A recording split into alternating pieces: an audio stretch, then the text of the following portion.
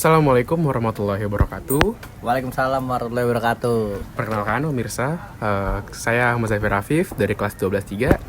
Dan hari ini saya akan mau mewawancarai narasumber yang spesial, yaitu salah satu rekan saya. Boleh kenalkan diri dulu, Mas? Halo guys, nama saya Muhammad Nurul Fikri. Kalau boleh tahu dari sekolah mana, Mas?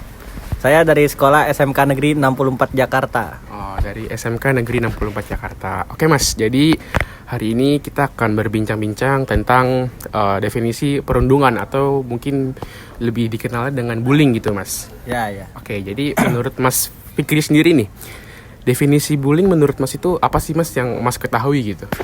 Menurut saya tindakan pembulian itu ya.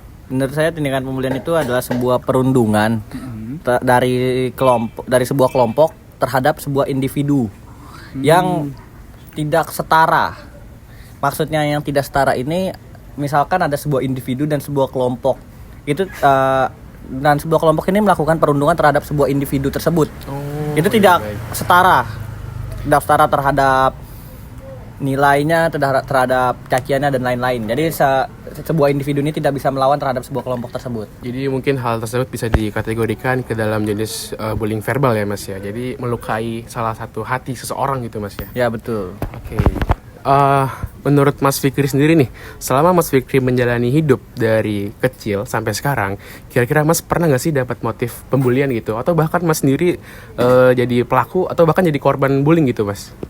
Selama saya hidup 17 tahun ini ya, saya pernah menjadi korban. Menjadi korban. Kalau boleh tahu itu kapan tuh, Mas? Apakah baru-baru ini atau udah masa lampau? Sebenarnya masa lampau pun ada, tapi cuman saya akan bercerita tentang yang baru-baru ini mungkin. Oh, kalau boleh tahu kejadiannya itu kapan, Mas? Waktu Mas menginjak kelas berapa gitu? Mungkin saat saya menginjak naikkan kelas 11 mungkin, atau mungkin kelas 11 awal ya. Berarti masih baru ya, Mas ya? Masih baru sekali. Kira-kira Mas mendapatkan korban atau motif pembulian apa sih, Mas, kalau boleh tahu? Jadi ini saya akan bercerita ya guys ya. Saya akan bercerita. Nggak apa-apa, ya. Jadi ini saya awalnya berteman. Saya berteman dengan 7 orang. Saya melakukan candaan-candaan seperti biasalah, canda-candaan yang membuat tertawa gitu. Yang awalnya saya ngatain bercanda terhadap teman saya yang ini nama disensor nggak nih? Sebut aja A gitulah. A.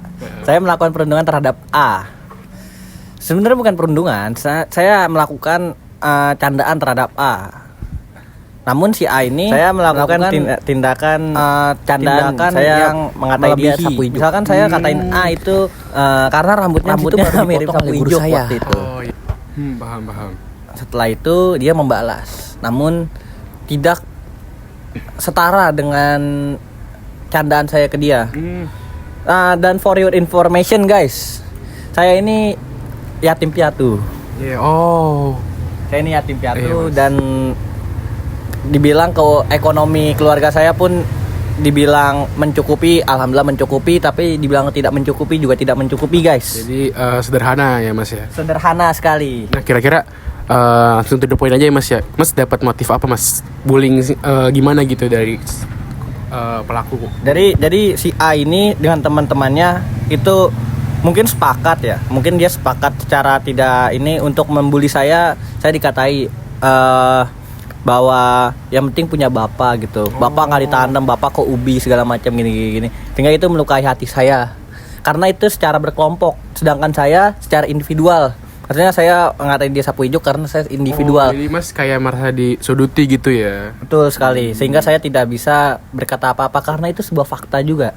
Itu sakit juga sih, Mas ya? Iya, betul. Nah, kira-kira Mas setelah dapat kayak kataan-kata hinaan seperti itu, kira-kira Mas gimana sih, Mas, tanggapannya? Apa Mas langsung nggak sabar nih, Mas langsung mulai kekerasan fisik, atau Mas mungkin ada cara lain seperti mungkin terima aja gitu, sabar, atau gimana tuh, Mas?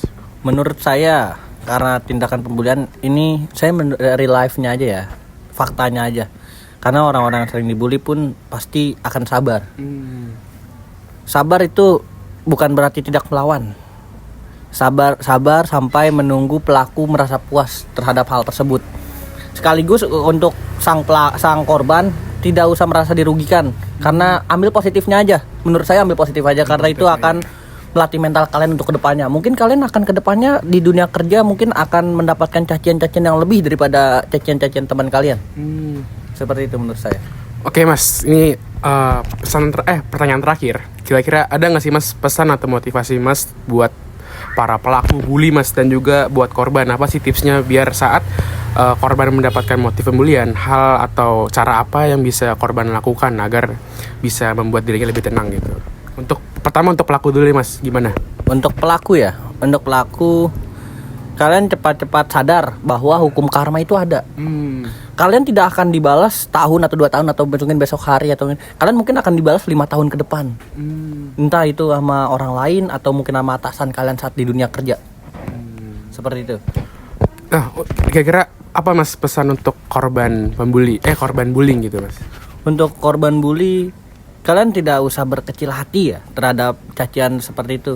Tunjukin kalau kalian ini orang yang kuat terhadap cacian seperti itu, orang yang tidak mental tempe, tidak jatuh walau dicaci-caci seperti itu.